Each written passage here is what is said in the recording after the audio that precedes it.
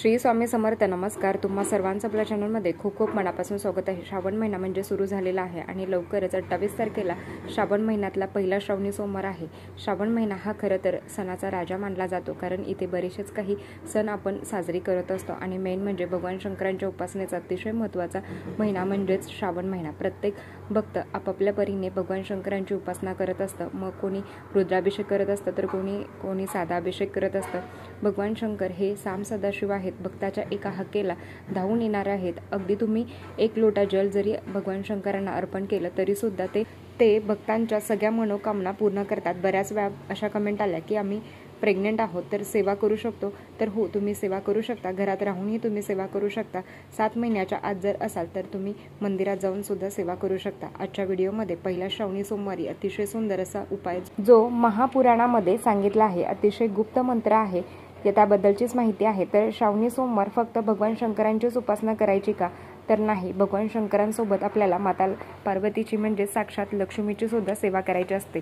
उपाय करायचा असतो. तर आपण जेव्हा एखाद्या अडचणीतून चालत असतो तर सांसारिक आयुष्यात आर्थिक अडचणी सगळ्यात महत्त्वाच्या मानल्या गेल्या आहेत आणि त्याच्याशिवाय कुठलीच अडचण सॉल्व्ह होत नाही. तर काय येतं तर फक्त पैशावर अडकतं. बऱ्याच वेळा असं होतं की एखाद्या व्यक्तीला लाख रुपये पगार आहे, मग महिन्याच्या शेवटीला त्याच्या अकाउंटवर 500 रुपये सुद्धा राहत नाहीत. आणि एखाद्या व्यक्तीला कमी पगार पण त्याचा संसार एकदम सुखाचा चालला आहे आणि तेव्हा आपण विचार करतो की याच्याकडे कमी पैसा आहे तरीसुद्धा तो सुखात कसा आहे आणि माझ्याकडे जास्त पैसा आहे तरीसुद्धा मला इतका त्रास का बरं आहे, मी सुखात का नाही आहे? कारण तुम्हाला सांगते की जेव्हा पैसा येतो, जेवढा जास्त पैसा येतो तेवढे जाण्याचे मार्ग सुद्धा आपले वाढलेले असतात आणि जेव्हा कमी पैसा असतो तर तेव्हा आपण सगळ्या गोष्टी एकदम मोजून मापून करत असतो.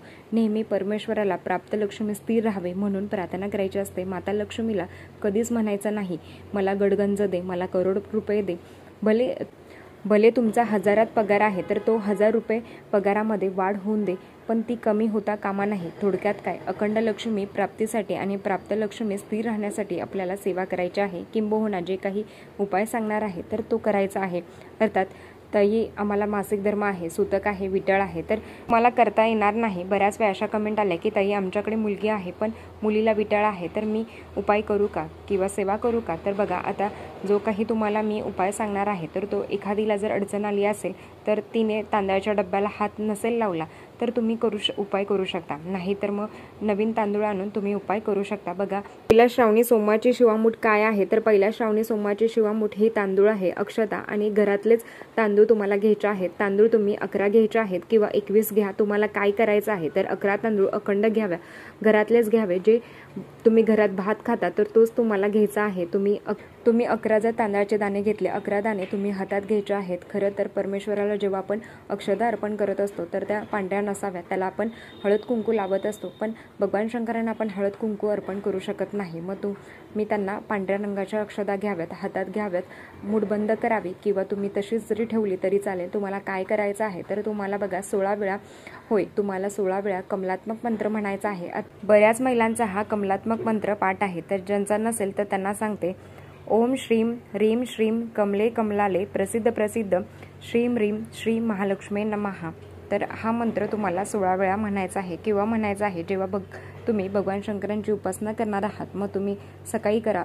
अगदी प्रदोष काळच उत्तम काळ आहे. भगवान शंकरांच्या उपासनेचा उत्तम काळ हा प्रदोष काळ मानला गेला आहे. म्हणजे काय की संध्याकाळी म्हणजे तुम्ही रुद्राभिषेक किंवा कोणतीही तुम्ही सेवा तुम्ही करणार आहात तर आरती करतो आपण. आरती करून झाल्यावर हा उपाय तुम्हाला करायचा आहे. तुम्हाला काय करायचं आहे तर 16 वेळा तुम्हाला कमलात्मक मंत्र म्हणायचा आहे. कमलात्मक मंत्र म्हणून झाल्यावर ते भगवान शंकरांना अर्पण करायचं आहे. शिवामूठ कशी अर्पण करत असतो तर जे काही अक्षता आहेत तर त्या अशा अर्पण करायच्या आहेत. भगवान शंकरांना प्रार्थना करायची आहे की माझ्या आयुष्यातल्या ज्या काही आर्थिक अडचणी आहेत किंवा माझ्याकडे जो जाण्याचा मार्ग आहे, पैसा येतो एका बाजूनेच पण जाण्याचे मार्ग 100 असतात आणि असं प्रत्येकाच्या बाबतीत होतं. तेव्हा तुम्हाला महादेवाला तीच प्रार्थना करायची आहे की माझ्या ज्या काही आर्थिक अडचणी आहेत त्या कमी होऊन दे आणि माझ्याकडे प्राप्त लक्ष्मी स्थिर राहून दे, ही तुम्हाला प्रार्थना करायची आहे. ही झाली पहिली सेवा. दुसरी सेवा जी शिवमहापुराणामध्ये सांगितली गेली आहे. तुम्हाला काय करायचं आहे तर आता बघा, ज्यांना सोमवारी मासिक धर्म आला असेल तर त्यांनी मग